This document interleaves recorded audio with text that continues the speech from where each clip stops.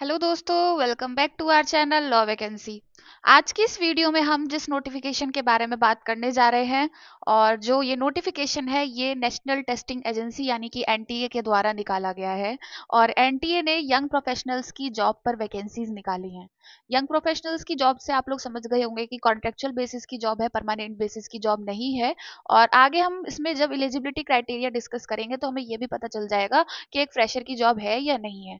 तो आज की वीडियो में हम इससे रिलेटेड सारी डिटेल्स को जानने वाले हैं, उन्हीं का डिस्कस करने वाले हैं। लेकिन उससे पहले मैं एक छोटा सा रिमाइंडर आपको ये दे देना चाहती हूँ कि अगर आप हमारे चैनल पर नए हैं और साथ ही में एक लॉ फ्रेशर हैं, एक लॉ स्टूडेंट हैं और ग्रेजुएट हैं, एडवोकेट हैं या फिर जुडिशरी एस्पिरेंट हैं, तो all over India legal field से रिलेटेड जितनी भी वैकेंसीज आती हैं, चाहे वो सेंट्रल गवर्नमेंट के द्वारा आई हो या फिर स्टेट गवर्नमेंट के द्वारा आई हो, उन सबकी जानकारी हमारे चैनल पर डेली बेसिस पर दी जाती है।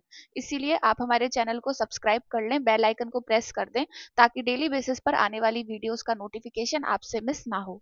तो आइए देखते हैं कि एनटीए ने जो वैकेंसीज निकाली हैं इसकी डिटेल्स क्या हैं। तो एनटीए ने ये वैकेंसी 14 दिसंबर 2024 को सबसे पहले निकाली है और ये जो नोटिफिकेशन आया 14 दिसंबर को आया है। और ये यंग प्रोफेशनल्स की वैकेंसी यानी कि ये कॉन्ट्रेक्चुअल बेसिस की जॉब है। और आपके और इनके बीच का जो कॉन्ट्रैक्ट रहेगा वो 1 ईयर का रहेगा और जो मैक्स टू मैक्स 3 साल तक का आपका आगे बढ़ाया जा सकता है। तो आगे जब आप जनरल कंडीशंस पढ़ेंगे, टर्म्स और कंडीशंस इनके पढ़ेंगे, तो आप उसमें जाके डिटेल से चेक करेंगे तो आपको ये डिटेल वहां मिल जाएगी कि इनके और आपके बीच का जो कॉन्ट्रैक्ट है वो 1 साल का होगा और आगे 3 साल तक बढ़ेगा अगर आपकी परफॉर्मेंस अच्छी रही तो। अब आगे डिस्कस करते हैं एलिजिबिलिटी क्राइटेरिया के बारे में। तो इन्होंने यहाँ पर यंग प्रोफेशनल की 20 जो वैकेंसीज हैं, 20 वैकेंसीज इसमें निकाली हैं और काफ़ी अच्छा नंबर है। अगर जो भी कैंडिडेट्स इसमें अप्लाई करते हैं तो उनके लिए एक बहुत ही अच्छी अपॉर्चुनिटी रहने वाली है। जस्ट बिकॉज अगर आप कॉन्ट्रेक्चुअल बेसिस की जॉब पर काम करते हैं तो आपके लिए एक एक्सपीरियंस बेस्ड जॉब होती है और जब आप एक्सपीरियंस गेन कर लेते हो तो आगे अगर आप किसी जॉब के लिए अप्लाई करते हैं तो आपकी सीवी में एक अपर हैंड की तरह ये काम करता है। तो एनटीए एक गवर्नमेंट एजेंसी है जिसमें अगर आप काम करते हैं कॉन्ट्रेक्चुअल बेसिस पे तो आपके लिए एक अच्छा एक्सपीरियंस की तरह वो वर्क करेगा।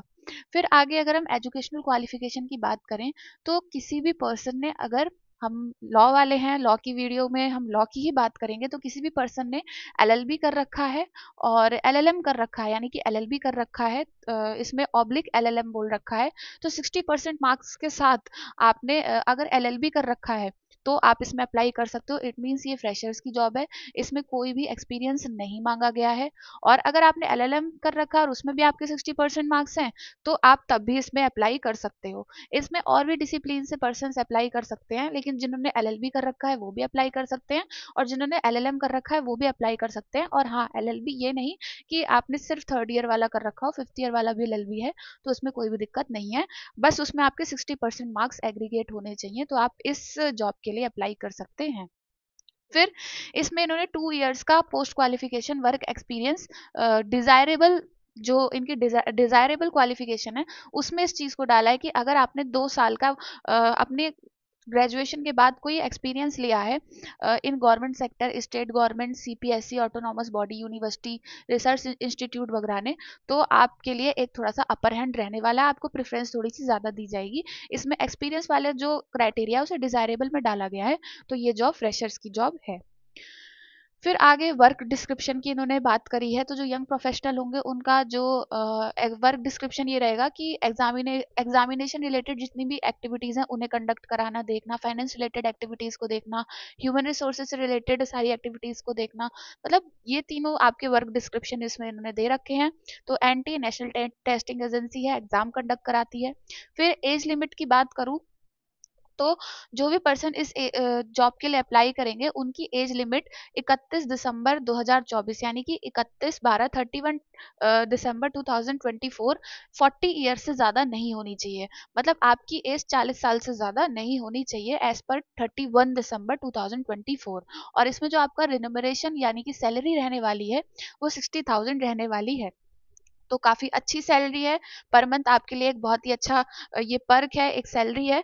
तो जो भी इसमें अप्लाई करेंगे उनके लिए सैलरी और उनके लिए एक बहुत ही अच्छी अपॉर्चुनिटी होने वाली है। फिर आगे टर्म्स एंड कंडीशंस हैं कि एनटीए के पास ये राइट है कि ये कभी भी एडवर्टाइजमेंट को रिवोक कर सकते हैं, आपको बाहर कर सकते हैं। फिर उसके बाद आप अगर छोड़ के जाना चाहते हैं तो 3 महीने पहले का आपको नोटिस देना पड़ेगा। तो ये कुछ कुछ इसमें छोटे छोटे टर्म्स एंड कंडीशंस हैं।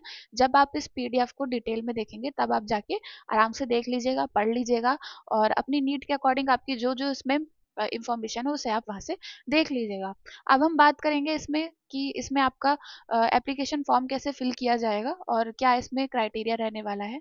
तो अगर मैं एप्लीकेशन फॉर्म की बात करूं तो इसमें आपको इनका या तो अपने एप्लीकेशन जो आपका जो फॉर्म है आपको जो भी ईमेल है, मतलब इनके या तो ईमेल पे भेज देना है recruitment@nt.ac.in। तो आपका जो जैसे आपका एप्लीकेशन फॉर्म जो आप इनकी जो वेबसाइट है, इनकी ऑफिशियल वेबसाइट है, उस पर जाके निकलवा लेंगे और वहां से अपने डॉक्यूमेंट्स वगैरह अटैच करके इनके ईमेल पे रिक्रूटमेंट डॉट इस पे ये सब आप भेज देंगे। नहीं तो आप जो ये इनका एड्रेस है, national testing agency, first floor and MDPP building, Okhla industrial state, new Delhi 110020, इस पर आपको अपने एप्लीकेशन फॉर्म को अलॉन्ग विद आपको इस पर बिल्कुल ये मेंशन कर देना है कि application for the young professional at NTA। तो इस पे आपको ये चीज़ बिल्कुल क्लियरली मेंशन कर देनी है कि आप इसके लिए इस जॉब के लिए अप्लाई कर रहे हैं और आपको इनकी ये जो कंसर्न एड्रेस है इस पे भेज देना है। और इस वैकेंसी में जो एप्लीकेशन अप्लाई करने की जो लास्ट डेट रहने वाली है वो 31 दिसंबर 2024 यानी कि 31 दिसंबर 2024 रहने वाली है। तो अगर आपको इससे रिलेटेड कोई भी क्वेरी है तो इन्होंने इधर ये ईमेल आईडी जो दे रखी है इसी पे जाके आप अपनी क्वेरी भी रेज कर सकते हैं। फिर आगे सिलेक्शन प्रोसेस की बात होगी तो उसमें आपका कोई भी एग्जाम वगैरह नहीं होता है। तो आप जो भी कॉन्ट्रेक्चुअल बेसिस की जॉब होती है उसमें आपको ज़्यादातर ऐसे सेलेक्ट किया जाता है जैसे आपका एप्लीकेशन फॉर्म है उसके बेसिस पर आपका या तो पर्सनल इंटरव्यू कंडक्ट करा लेंगे या फिर एप्लीकेशन फॉर्म के बेसिस पर ही आपको उसमें सेलेक्ट कर लेंगे। तो इसमें बहुत ज़्यादा कोई बड़ा लंबा कुछ भी सिलेक्शन प्रोसेस नहीं होता है, छोटा सा होता है।